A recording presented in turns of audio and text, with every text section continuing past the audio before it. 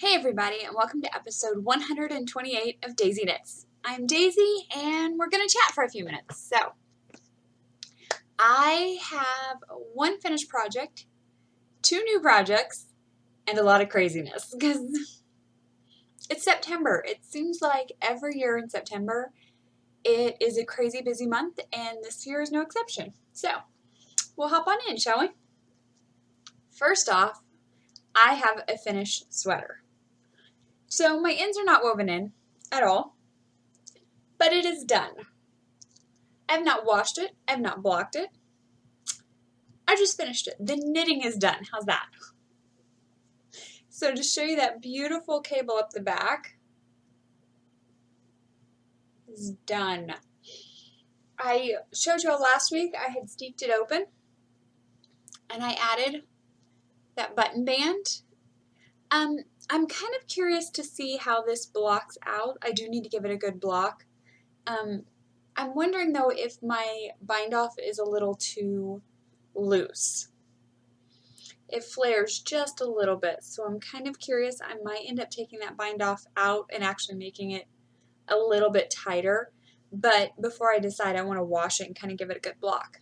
So we have that beautiful loop detail on the cuffs and on the bottom and on the button band. So it is done though, and I only ended up using 2 skeins of yarn. So this was what was left of my second skein, and that's it. I have a whole nother skein in there, so I have over 600 yards left still of this. I'm thinking that I might make like a mitt hat mitt cowl combo kind of thing, but that's not for sure yet. We'll see. This is the reindeer. I don't remember by who. The name of the pattern is Reindeer. The yarn is from Abstract. Infinite Twist. Let's see if I have a thing still in here, because I can't remember. Infinite Twist. Yes. Infinite Twist. And it is done. So, crazy. I'm going to take this with me this weekend to weave in ends. I figured that would be a good place to sit and weave in all my ends. I leave Wednesday to go to Into the Wool, and so that's part of why I'm also planning out, because like I said, it's going to get crazy. I leave Wednesday to go to Into the Wool. I come home Sunday night, and then Monday morning, hubby and I are getting up, hopping on a plane, and flying to Vegas. So, yeah, we're going to go spend a week in Vegas together, just the two of us, and I want to make sure I have enough knitting. I think we have layovers, both flight out there and the flight back, I think. Oh, maybe, no, we just have a layover on the way out there. We have a direct flight on the way home. But it's like 3 hours in an airplane. And then you have airports and people sitting and lots of things. So I want to make sure that I have plenty of knitting with me. So my other project that I've started, because I have 2 now that I've started. This one is a shawl pattern, and can you see that? I'll put it up somewhere too, because I'm not even going to try to pronounce that. It's a free shawl pattern that I found on Ravelry, and I am making it with 2 colors. So the first is going to be this beautiful gradient yarn, and this is from Diabolical. I've had this in my stash for like 2 years now. It's Diabolical, and it just says color my yarn, gradient sturdy yarn. That's what that is. Let's see. Oh, there we go. I can remember which way to hold the notes. So this is the first color that shawl is going to be knit out of. And the second color is just this gray. I have a partial skein. I have a second partial skein. And then I have an entire skein in the other room. This is, well, let me tell you, this is a Dewy. It's my Dewy sock base. But something happened when they were being dyed, and it got this brown color with it. I'm not sure why. Something happened with the water supply that week, and so they're really, to me, not sellable, but I figured for myself, it'll look good. I feel like the brown is much more highlighted on the camera, but this is how much I've gotten done so far. So this pattern kind of continues out until I get 5 chevrons, and then it has an eyelet pattern, I think. One of the things that I find really interesting about this pattern, let's see if you can see, the edges are an I-cord edge. Can you see that? There's an I-cord edging on both ends of the shawl pattern. And I think that it's going to be really neat to see how that develops.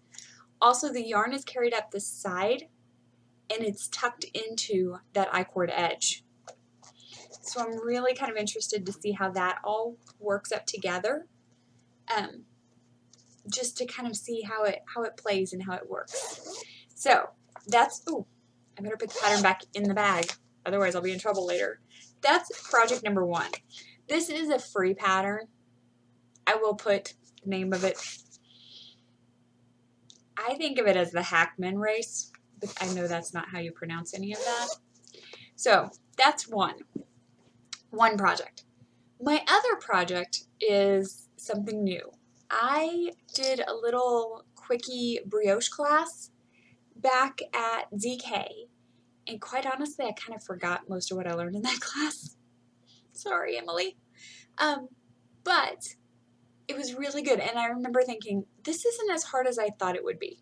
So the other day, I was trying to figure out what else I wanted. I knew that I wanted to take the shawl, but I didn't want to take just the shawl pattern. And so I kind of went and communed with my stash a little, and I found this green and purple that I had specifically bought to do something together with. I bought them with the intention of being knitted up together.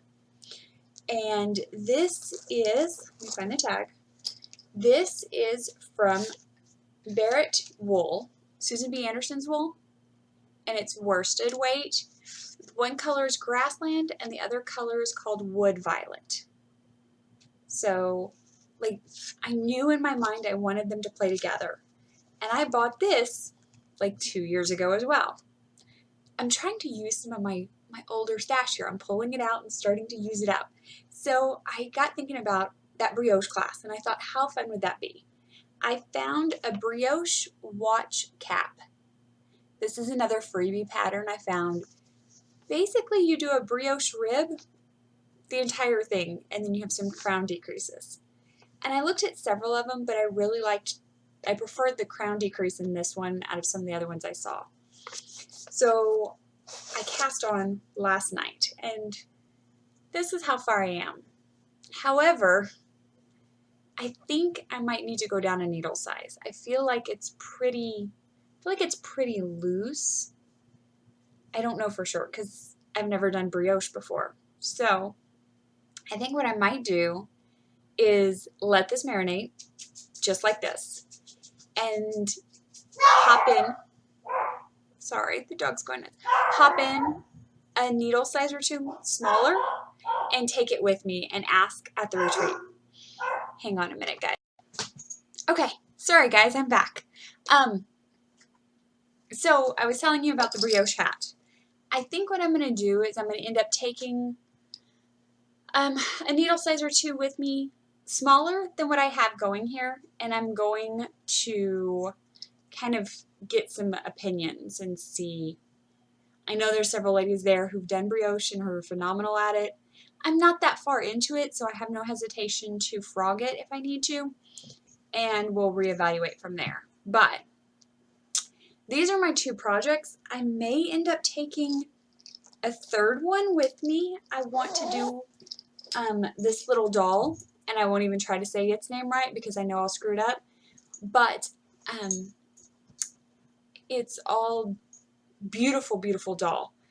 Just a little stuffy doll. So I think I might take the stuff to knit one of those up, but I'm not positive yet. So that's what I have going. I will fair warn you, do not look for a podcast next week because I have no idea what my internet connection will be like in Vegas. I'm pretty sure that it's not free Wi-Fi. So you can always follow me on Instagram. I will post there, but don't look for a podcast until after I come back. But with any luck, I will have a good, like, 2 weeks. This week, yeah, I'll have like a good 2 weeks of knitting time. So I should have a lot to share with you. So that's what I have for now. All my contact information is at the end. Other than that, I'll talk to y'all in 2 weeks. See ya.